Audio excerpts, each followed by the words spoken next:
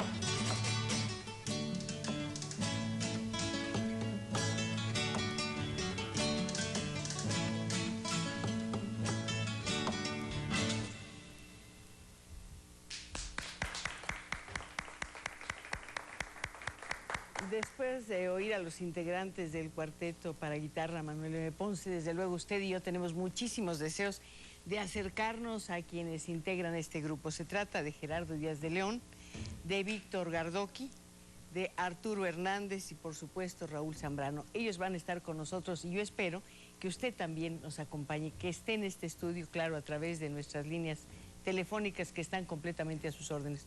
Yo tengo muchísimas cosas que preguntarles a los maestros que tienen una historia personal, pero tienen puntos de partida en común. Un maestro, que es Manuel López Ramos, y desde luego el estudio de arte guitarrístico. De ahí son egresados. Vamos a ver de qué se trata. Señores, muy buenas noches. Buenas noches. Encantada, Gerardo, ¿verdad? Sí. Después sigue Víctor. Encantada, Arturo, formidable, y Raúl.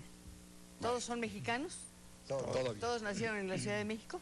No, no todos. A ver, vamos a ver. Bueno, empecemos la historia personal. Yo nací en la ciudad de San Luis Potosí. Ahí comencé a estudiar un poco la guitarra. En un principio, pues, como de manera así muy informal, en la secundaria, ahí con los amigos. Y después, pues, empecé a buscar otras cosas, empecé a estudiar un poco más en serio. Y después supe del estudio de arte guitarrístico en la Ciudad de México y me vine acá a estudiar. Además, usted viene de una tierra donde la tradición de la música de la Huasteca es realmente vigorosísima, Sí, ¿no? sí. Bueno, es un estado muy grande que tiene mucha música. La región de la Huasteca tiene una riqueza muy grande en sus huapangos y esto. Y hay mucha música en todo el estado. La ciudad de San Luis Potosí está ubicada en el altiplano. Ahí no hay huapangos, pero hay mucha riqueza cultural también. Pero hay una mujer, creo que es doña Socorrito, que ha hecho un trabajo extraordinario por recolectar toda la música popular que ha podido de la Huasteca y ha hecho de verdad una labor muy notable. Vamos a ver, Víctor, ¿de dónde es?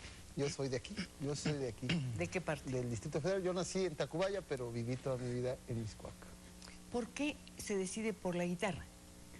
Pues yo creo que era un instrumento el único que había en mi casa. Entonces... El único que había en su casa. Bueno, pero en la Entonces, secundaria, por ejemplo, daban clases de flauta. Pues en mi secundaria Entonces mucha nunca... gente siguió esa carrera de flautista porque daban la clase así en la escuela. Flauta. Sí, pero en mi secundaria no hubo flauta. No había ni Afortunadamente. siquiera una flauta, ni siquiera una flauta. Y empecé un poco con amigos desde pequeño, después me hice rockero como todos y después... Como debe ser. Como debe de ser. Y después se arrepintió y volvió al buen camino. Exacto, y después entré al estudio de arte guitarrístico. ¿De quién era esa guitarra que había en su casa? De mi hermano, de algún amigo que la dejó en alguna borrachera. O sea, algo sucedió, una especie de misterio y una historia misteriosa detrás de esa guitarra. Digamos que aparece y que lo llama. Claro. Eso es todo. ¿De qué origen es esa guitarra? ¿Sabe dónde la hicieron? Sí, era de Paracho. Fíjese.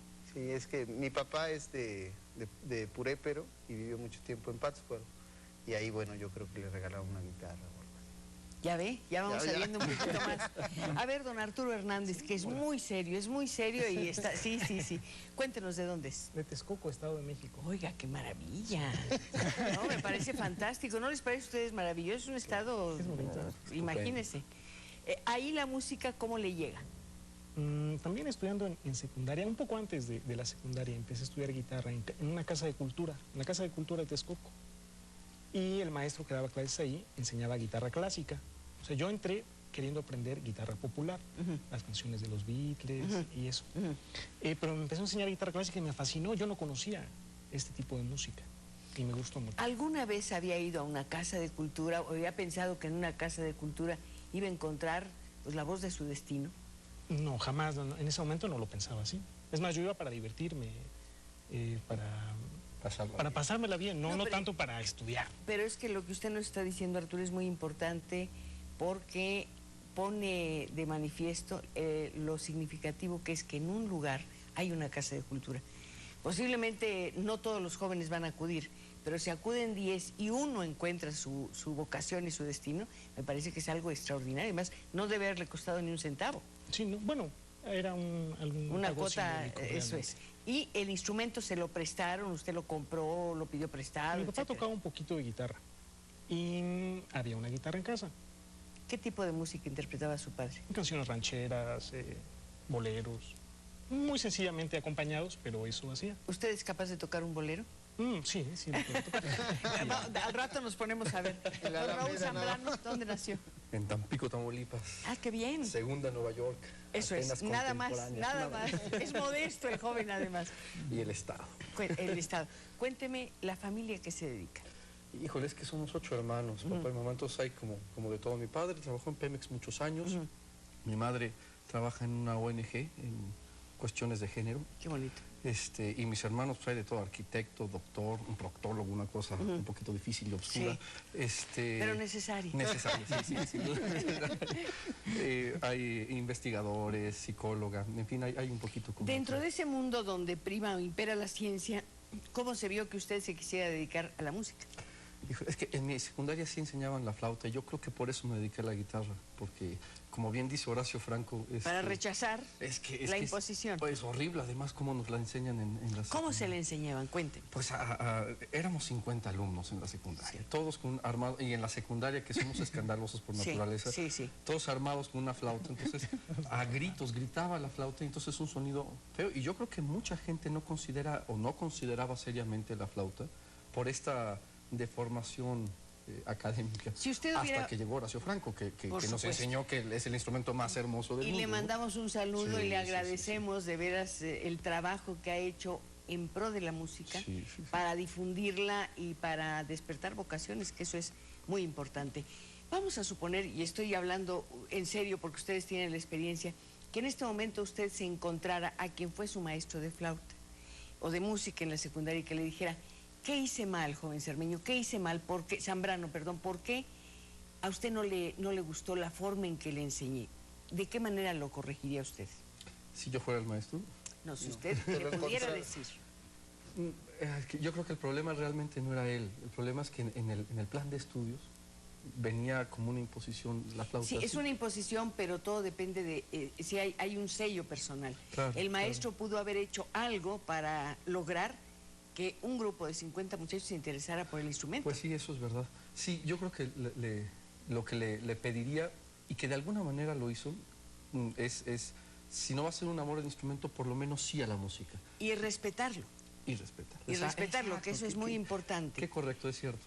Yo quisiera que todos ustedes participaran en esta conversación. Me encantaría escuchar la voz de los niños y de los jóvenes que pueden, desde luego, aprender muchas cosas de quienes hoy son nuestros invitados. Se trata de 4 guitarristas que han integrado un cuarteto, evidentemente, que lleva el nombre de Manuel M. Ponce. Me gustaría que cada uno de ustedes me dijera por qué razón lleva el nombre de Manuel M. Ponce, aunque me están diciendo que ya vamos a tener un corte dentro de un minutito. Así que si los interrumpo, me disculpan, pero es necesario. Adelante, por favor. Bueno, el cuarteto lleva el nombre de Manuel M. Ponce en homenaje al compositor. No, bueno, evidentemente, pero él es pianista y entonces no deja de ser encantador realmente que ustedes hayan dado un salto de un instrumento a otro para acercarlo a la guitarra, acercarlo aún más, desde luego. Bueno, lo que pasó fue que Manuel M. Ponce conoció a Andrés Segovia, un gran guitarrista español, y de esa amistad el maestro Ponce escribió muchas obras para guitarra y además obras de una gran calidad musical.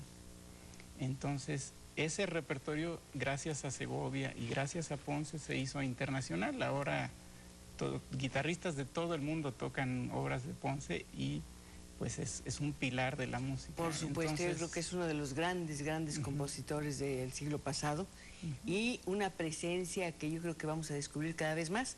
Estrellita brilló tanto que parece que opacó el resto de las composiciones del maestro Ponce, que fue realmente una persona extraordinaria. Y ellos, estos jóvenes músicos, le están rindiendo un muy merecido y constante homenaje. Vamos a un corte y regresamos volando.